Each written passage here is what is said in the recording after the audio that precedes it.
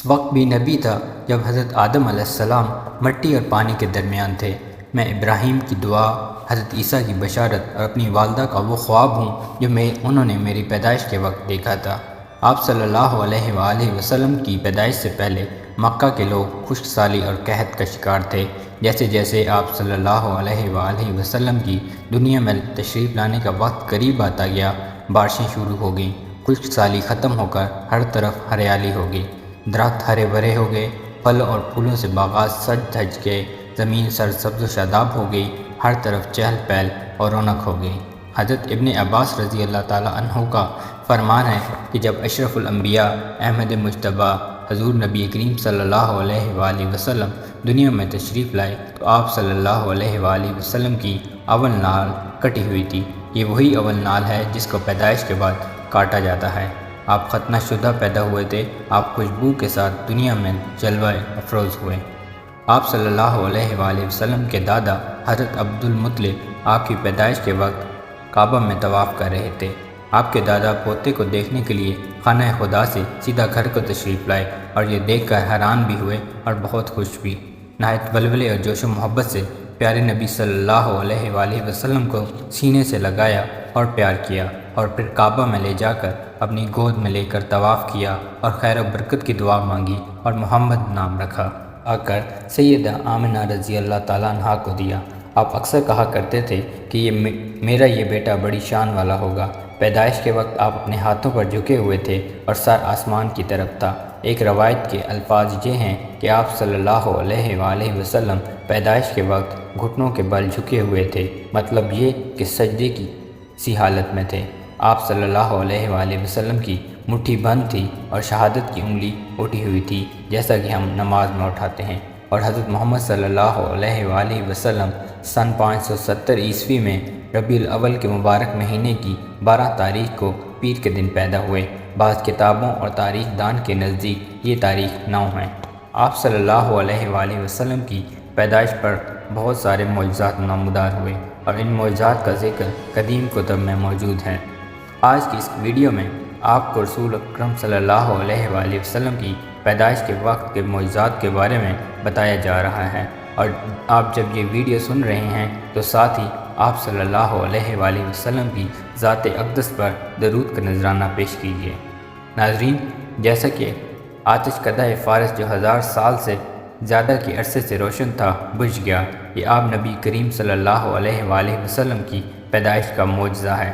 یعنی آگ کی پوجا کرنے والوں نے 1000 سال سے آتش کدہ فارس میں آگ بھڑکاتے رہتے تھے، اور آتش کو پوجنے والے کسی بھی لمحے آگ کو بجھنے نہیں دیتے تھے، کیونکہ ان کے عقیدے کے مطابق رات آگ جلا کر پوجا کرنی ہوتی تھی اور دن رات یہ آگ جلانی ہوتی تھی۔ مگر جب اس فانی دنیا میں اللہ نے اپنے پیارے نبی آخر الزماں حضرت محمد صلی اللہ علیہ وآلہ وسلم کو بھیجا تو یکدم آتش کدہ فارس بجھ کر ٹھنڈا ہو گیا، اور اس وقت پوجا کرنے والوں کے ہوش و حواس ہی خطا ہو گئے تھے، کیونکہ آگ کی پرستش صدیوں سے جاری تھی۔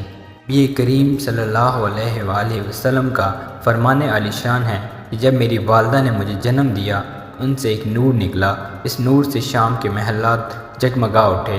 آپ کی والدہ سیدہ حضرت آمنہ رضی اللہ تعالیٰ عنہا فرماتی ہیں کہ محمد کی پیدائش کے وقت ظاہر ہونے والے نور کی روشنی میں مجھے بصرہ میں چلنے والے اونٹوں کی گردنیں تک نظر آئیں۔ قریش کے کچھ لوگ عمرو بن طفیل اور عبداللہ بن جاشر وغیرہ ایک بت کے پاس جایا کرتے تھے۔ یہ اس رات بھی اس بت کے پاس گئے تھے جس سہانی رات حضور اکرم صلی اللہ علیہ وآلہ وسلم کی پیدائش ہوئی۔ انہوں نے دیکھا کہ وہ بت اوندے منہ گرا پڑا ہے۔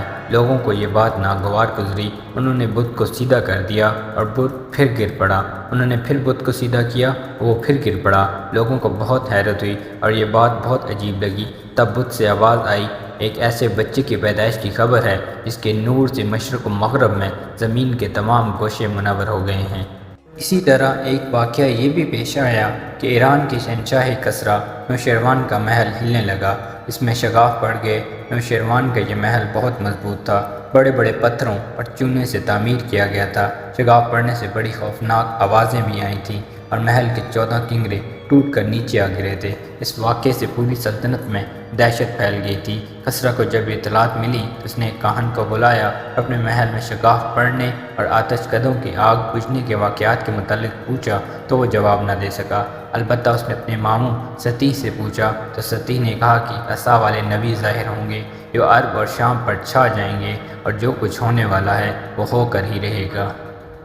ایک روایت یہ بھی ہے کہ جس رات تاجدار مصطفیٰ صلی اللہ علیہ وآلہ وسلم کا ظہور ہونا تھا، اس رات کسی کے گھر لڑکی پیدا نہیں ہوئی تھی۔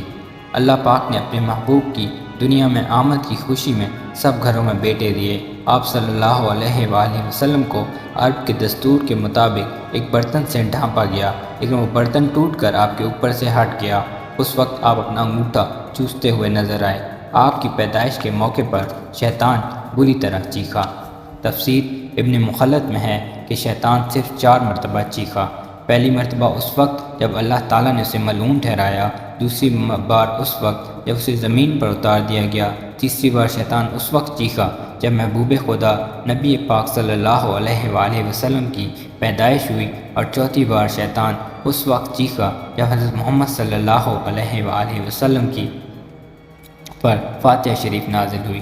سیرت النبی کی کتب میں یہ بات بھی ملتی ہے کہ جب اماں دائی حلیمہ سعدیہ سے پہلے جس دائی نے بھی حضور نبی کریم صلی اللہ علیہ وآلہ وسلم کو دیکھا تو آپ صلی اللہ علیہ وآلہ وسلم نے اس سے منہ دوسری طرف کر لیا۔ سبحان اللہ! جب اماں حلیمہ سعدیہ نے آپ کی طرف دیکھا تو آپ نے مسکرا کر استقبال کیا۔ ملک شام کا ایک یہودی ایس مکہ سے کچھ فاصلے پر رہتا تھا۔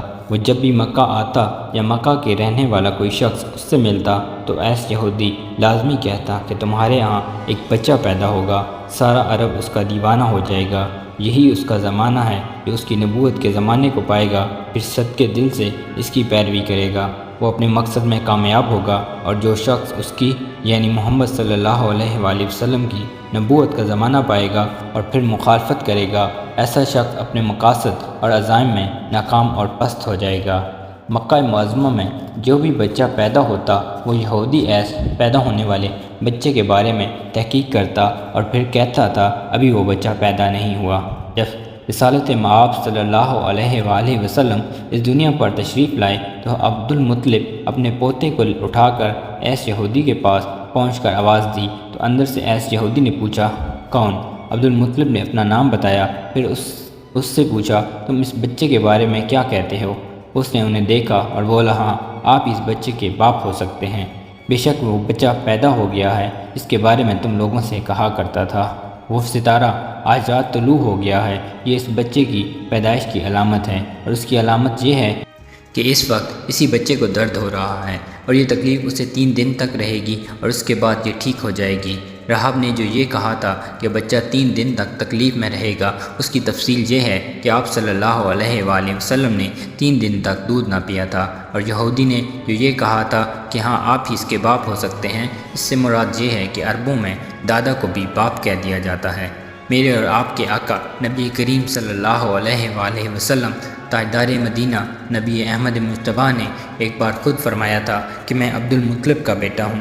یہودی نے عبد المطلب سے یہ بھی کہا تھا کہ اس بچے کے بارے میں کسی کو کچھ نہ بتائیں ورنہ لوگ اس بچے سے زبردست حسد کریں گے، اتنا حسد کریں گے کہ آج تک کسی نے کسی سے اتنا حسد نہیں کیا ہوگا، اور اس کی اس قدر سخت مخالفت ہوگی کہ دنیا میں کسی اور کی اتنی مخالفت نہیں ہوئی ہوگی۔ عبد المطلب نے پوتے کے متعلق یہ باتیں جاننے کے بعد اس سے پوچھا اس کی بچے کی عمر کتنی ہوگی؟ اس نے کہا اس بچے کی طبعی عمر ہوئی بھی تو 70 سال سے زیادہ نہیں ہوئی ہوگی، بلکہ اس سے پہلے ہی 61 یا 63 سال کی عمر میں دنیا فانی سے پردہ کر جائیں گے، اور ان کی امت کی بھی اوسطاً اتنی ہی عمر ہوگی۔ یہ ساری پیشن گوئیاں ایس یہودی نے گزشتہ انبیاء کرام کی پیشن گوئیوں اور الہامی کتب سے معلوم کی تھی، اور آپ صلی اللہ علیہ وآلہ وسلم کی پیدائش اور پیدائش سے پہلے اور بعد میں اسلامی تاریخ میں کثیر تعداد میں یہ معجزات محفوظ ہیں، جن میں سے چند ایک ہم نے آپ کی سماعتوں تک پہنچائے ہیں۔ اللہ تعالی ہم سب کو حقیقی عشق رسول عطا فرمائے۔ اسی کے ساتھ اجازت دیجیے، اللہ آپ سب کا حامی و ناصر ہو۔